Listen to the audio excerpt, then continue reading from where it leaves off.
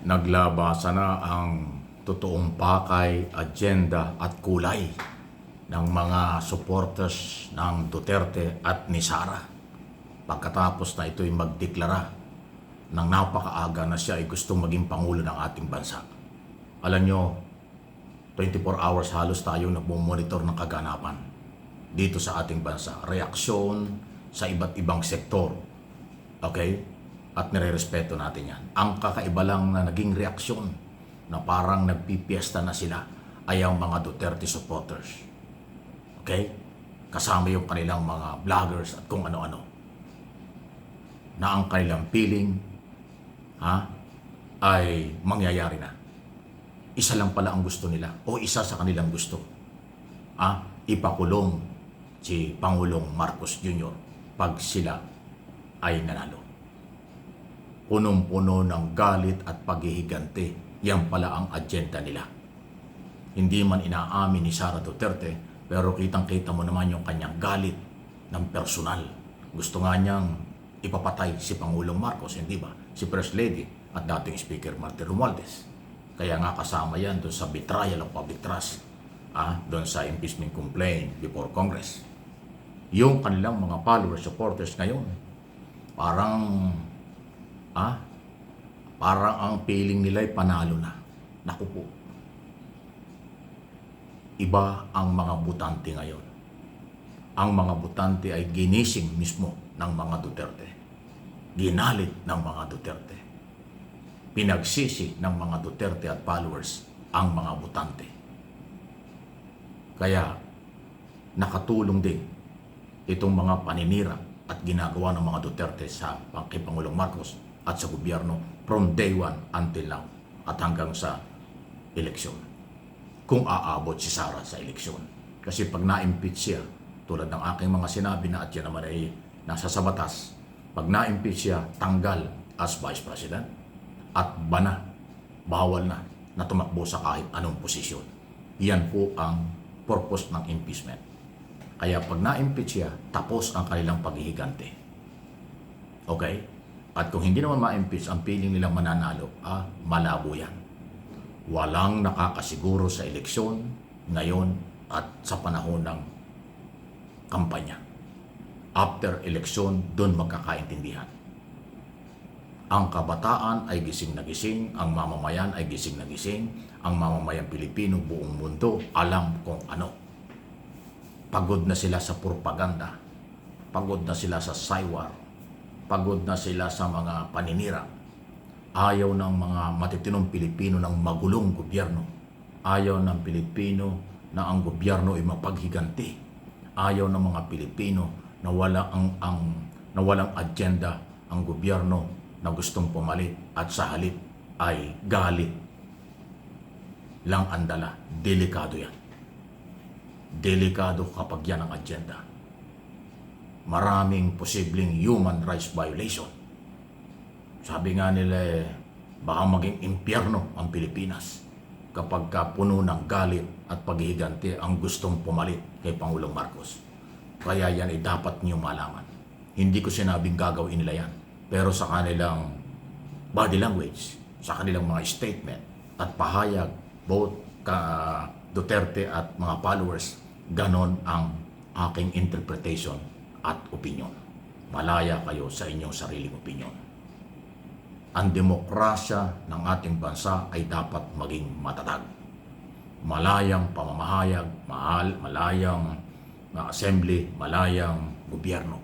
Hindi pwede ang karahasan, pananakot, paghihiganti at kung ano-ano pa dahil lang sa galit.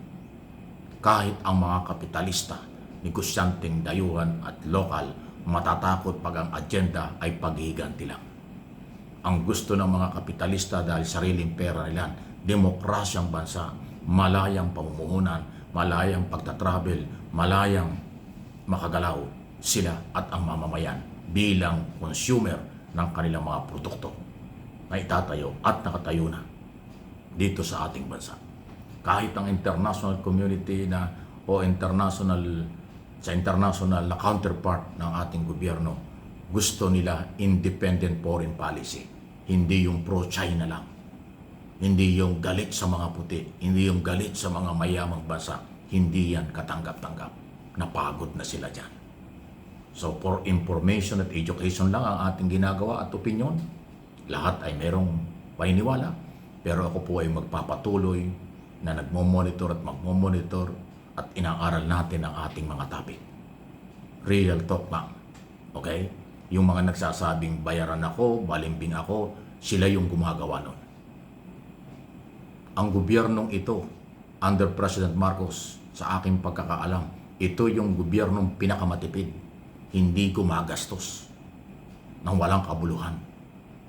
Unang-una, bakit sasabihin nyo kung bayaran? Ay ako nga nag-expose ng kahinaan, kakulangan, kapabayaan, at korupsyon sa PTV4 na aking pinanggalingan at PCO.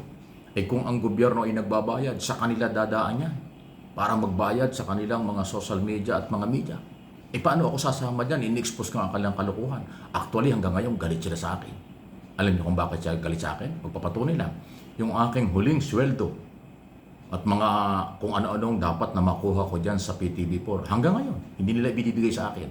Ganyan ang galit sa akin ng PCO under Secretary Gomez at saka yung General Manager ng PTV4 na si Malo Pagar. Hindi nila matanggap yung in-expose ko na kapabayaan dyan sa Channel 4. Tapos sasabihin ng mga DTS, bayaran ako. Sino magbabayad sa akin? Uulitin ko. Dahil sobra kayong kabubuhan at katangahan. Kung magbabayad ang gobyerno sa social media at sa media, dadaan sa PCO. Kasi kaya nga Presidential Communication Office yan. Eh paano ako masasama doon? At unang-una, hindi naman ako sasama. Pangalawa, paano ako sasama? Galit nga sila sa akin. Yun yung aking pinagtrabahuhan eh. Yung huling sweldo ko hanggang ngayon, hindi binibigay eh. Ay ilang buwan na akong umalis dyan.